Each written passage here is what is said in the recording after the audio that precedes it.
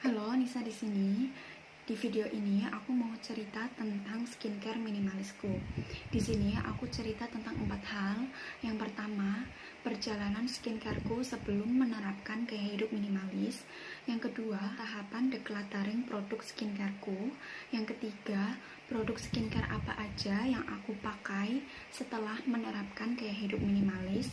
Dan yang keempat, manfaat meminimalisir penggunaan produk skincare. Langsung aja, yang pertama, perjalanan skincareku sebelum menerapkan gaya hidup minimalis. Sebelum aku menerapkan gaya hidup minimalis, aku buta tentang kebutuhan kulitku. Aku cuma tahu kalau kulitku itu tipe kulit berminyak, tapi aku enggak tahu cara perawatan kulit berminyak seperti apa, produk jenis apa yang boleh dan tidak boleh untuk kulit berminyak, bahan produk skincare apa yang baik dan tidak baik untuk jenis kulit berminyak, dan lain sebagainya. Alhasil, tahapan skincareku tergantung dengan tren skincare yang sedang booming. Contoh, saat sedang booming Korean skincare step, aku juga ikutan, mulai dari triple cleansing, toner, serum, exfoliate, pelembab, masker, dan sunscreen. Selain itu, produk-produk yang aku pakai bukan disesuaikan dengan kondisi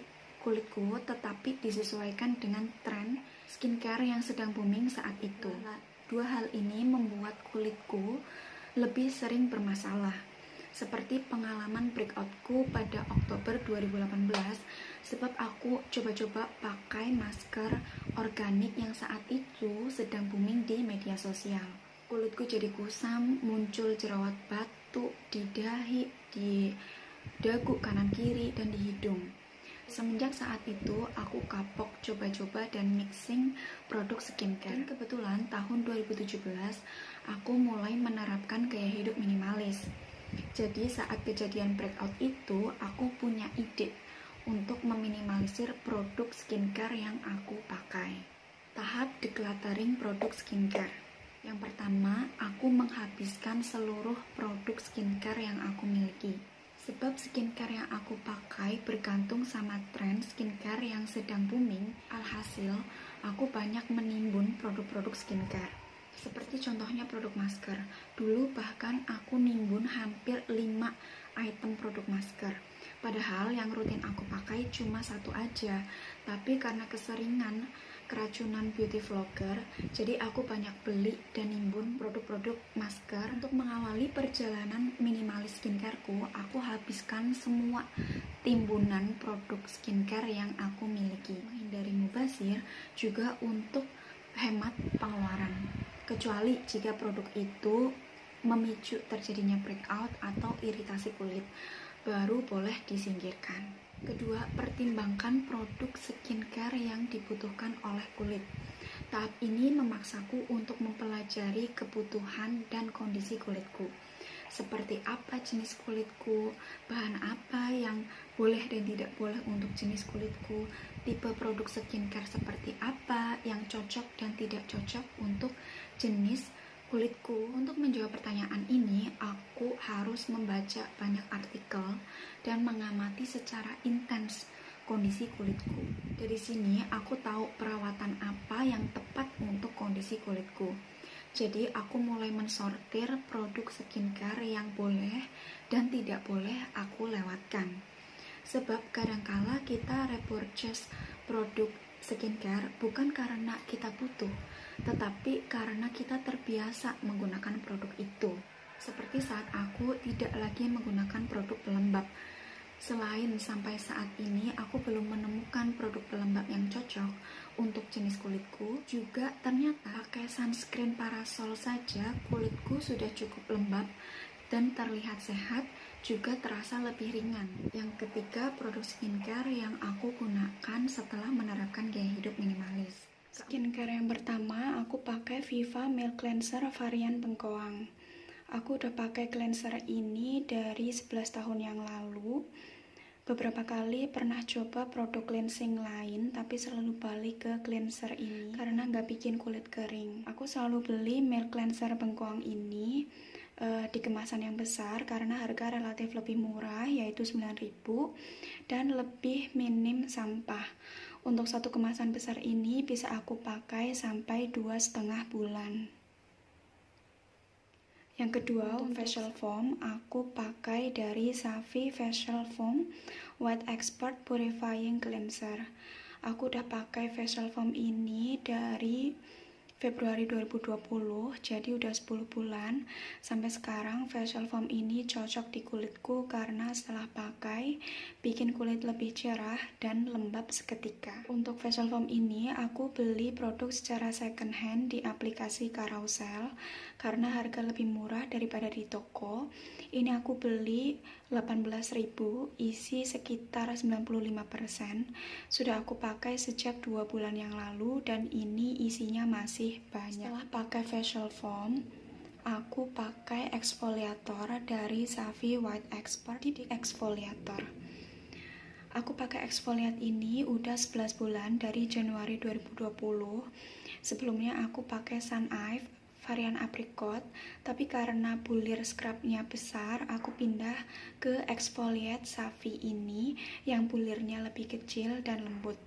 Sejauh ini aku cocok karena setelah pakai kulit jadi lebih enteng, kenyal, dan lembab. Sama seperti Savi Facial Foam, aku juga beli produk exfoliate ini secara second hand di aplikasi Carousel, harganya 22.000, isi masih 98%. Sudah aku pakai sejak 2,5 bulan yang lalu dan ini isinya masih banyak. Untuk masker, aku udah 1,5 tahun ini aku selalu pakai produk masker dari Freeman. Hampir semua masker produk Freeman sudah aku coba, dan 2,5 bulan ini aku lagi pakai masker Freeman varian Hydrating Cactus dan Coldberry Water Gel Max. Sejauh ini masker ini cukup bikin kulitku jadi lembab, tapi yang gak aku suka setiap selesai pakai masker ini bikin kulitku jadi gak cerah. Sama seperti beberapa item skincare lainnya, aku juga beli produk ini secara second hand di aplikasi Carousel. Harganya 40.000, udah sekalian ongkir, isi masih 90%. Udah aku pakai sejak 3 bulan yang lalu. Ini urutan terakhir dari tahapan skincareku. Aku nggak pakai pelembab karena sunscreen ini udah cukup melembabkan. Aku udah pakai ini dari 2 tahun yang lalu, tahun 2018.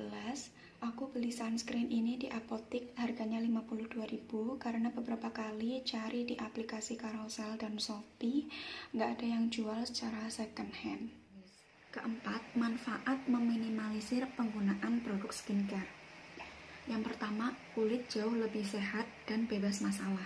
Kejadian breakout di tahun 2018 menjadi kejadian terakhir kulitku bermasalah. Sampai saat ini aku bersyukur kulitku bebas masalah dan lebih sehat. Dari sini aku belajar bahwa mengetahui kondisi dan kebutuhan kulit akan memperkecil resiko kesalahan dan mixing produk skincare. Bisa jadi urutan skincare yang kita pakai salah, atau bisa jadi produk skincare yang kita pakai satu dengan yang lainnya sebenarnya tidak boleh dikombinasikan. Alhasil bukan membuat kulit jauh lebih sehat, justru malah merusak. Yang kedua, hemat pengeluaran. Pelajaran yang aku ambil setelah meminimalisir produk skincare yaitu semahal apapun produk yang kita beli tidak akan bermanfaat jika kita tidak konsisten menggunakan produk tersebut. Dan semahal apapun produk yang kita gunakan tidak akan memberikan manfaat jika tidak disesuaikan dengan kondisi dan kebutuhan kulit. Contoh, tipe kulitku pernah berubah-ubah, mulai dari yang awalnya berminyak, kemudian kombinasi, kemudian kering, sampai saat ini tipe kulitku normal. Perubahan kulit ini karena aku dulu pernah menggunakan Matte Max dari Nu Skin 3 kali rutin selama 3 bulan. Ternyata masker Matte Max tidak cocok untuk kulitku. Meskipun harganya mahal, tidak akan memberikan efek bagus untuk kulitku sebab kulitku tidak cocok dengan jenis masker ini. Alhasil kulitku jadi kering selama setengah tahun. Sejak saat itu, saat aku akan membeli produk skincare, yang aku perhatikan adalah pertama, kecocokan dengan kondisi dan kebutuhan kulitku.